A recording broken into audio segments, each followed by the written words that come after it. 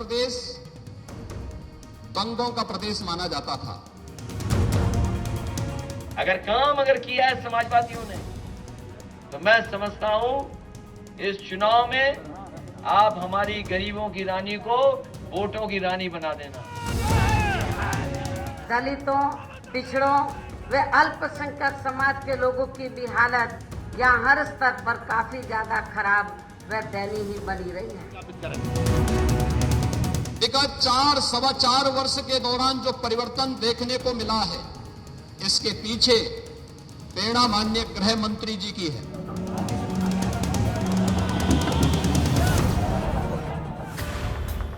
देश के सबसे बड़े सूबे उत्तर प्रदेश में चुनावी बिगुल बज गया है। बैनर, पोस्टर निकल गए, नारे लगने लगे, नेता जनता के बीच आने लगे।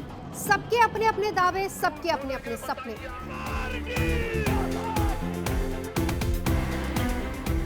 बीजेपी फिर प्रचंड बहुमत के साथ कमल खिलाने की हुंकार भर रही है। इस बार टारगेट भी बड़ा है, जीत के दावे भी बड़े हैं। पंचायत आज तक में मुख्यमंत्री योगी आदित्यनाथ ने 2017 से भी बड़ी जीत का दम भरा, यानी अब की बार फिर 325 पार नहीं चाहिए। लेकिन हम लोगों ने हर एक दिन एक नई परीक्षा के दौर से गुजर करके बिताया है। उत्तर प्रदेश में व्यापक परिवर्तन करके प्रत्येक नागरिक के मन में एक विश्वास भरा है।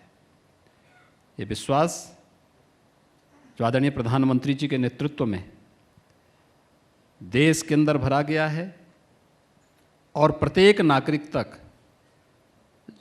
दशकों से जिन योजनाओं का लाभ नहीं पहुंचा, उन योजनाओं को पहुंचाने, उत्तर प्रदेश के परसेप्शन को चेंज करके उसकी पहचान को वापस दिलाने में जो सफलता प्राप्त की है, उत्तर प्रदेश में भारतीय जनता पार्टी फिर से पूर्ण बहुमत के साथ 2017 के इतिहास को दोहराएगी। कोई संदेह इसमें होना नहीं चाहिए। आप कह रहे हैं 300 प्लस, कैसे होगा? 300 प्लस वैसे होगा जैसे आपके मुंह से निकला है।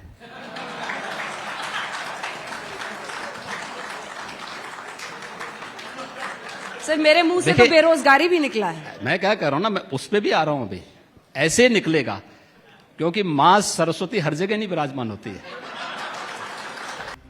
2017 के विधानसभा चुनाव में बीजेपी अकेले दम पर 312 सीटें जीत कर आई थी।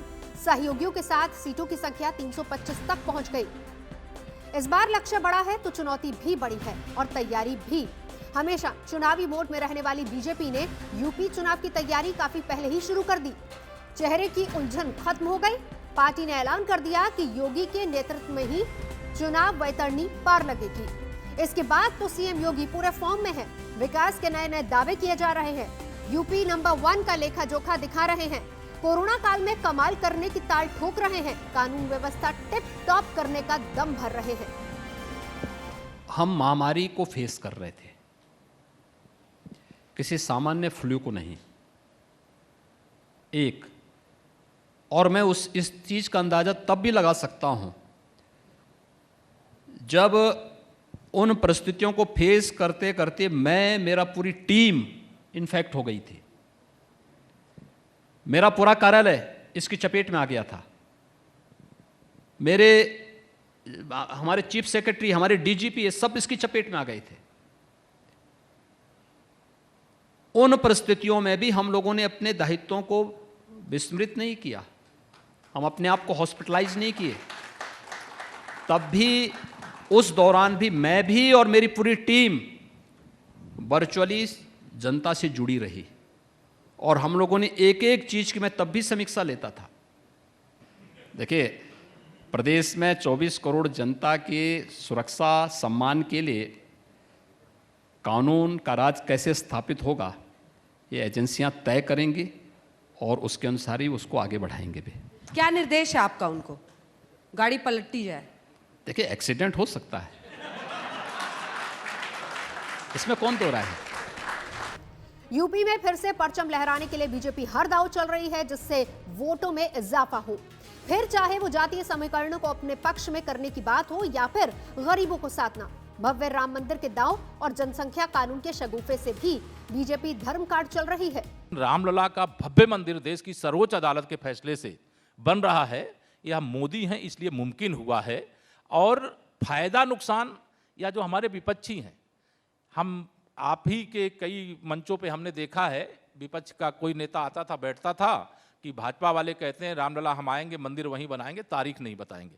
अरे भैया हमने तारीख बता दिया, मंदिर का निर्माण हो रहा है, चलो कार सेवा करने के लिए।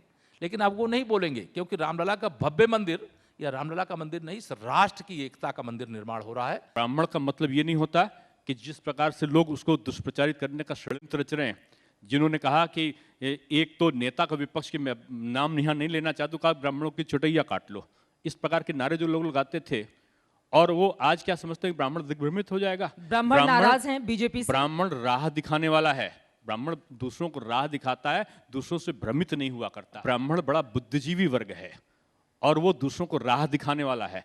इस तथाकथित छदम रूपी लोगों से भ्रमित होने वाला नहीं है, इनको भ्रमित करने वाला है। ये लोग पिछले बार इससे कहीं बड़ा षड्यंत्र किए थे। पिछले बार जब सपा और बसपा मिल गए थे, कांग्रेस अप्रत्यक्ष रूप में सहयोग कर रही थी, तब इन लोगों ने इससे बड़ा दुष्प्रचार किया था। लेकिन तब भी हमको मैक्सिमम, क्या मैं तो 100% नहीं कहूंगा, मैं तो कहूंगा कि 80-90% तक का वोट हमको मिला था। कैबिनेट विस्तार से यूपी को साधने की भी कोशिश हुई, नाराज सहयोगियों को मनाया गया। अनुप्रिया पटेल केंद्र में मंत्री बनी। निषाद पार्टी से बातें मुलाकातें हो रही हैं। मुखर रहे राजभर को भी फिर से साथ लाने की मुहिम चल रही है। बीजेपी इस बार इस बात से भी गदगद है कि विपक्ष बिखरा हुआ है। समाजवादी पार्टी, बहुजन समाज पार्टी और कांग्रेस एकला चलो की राह पर हैं।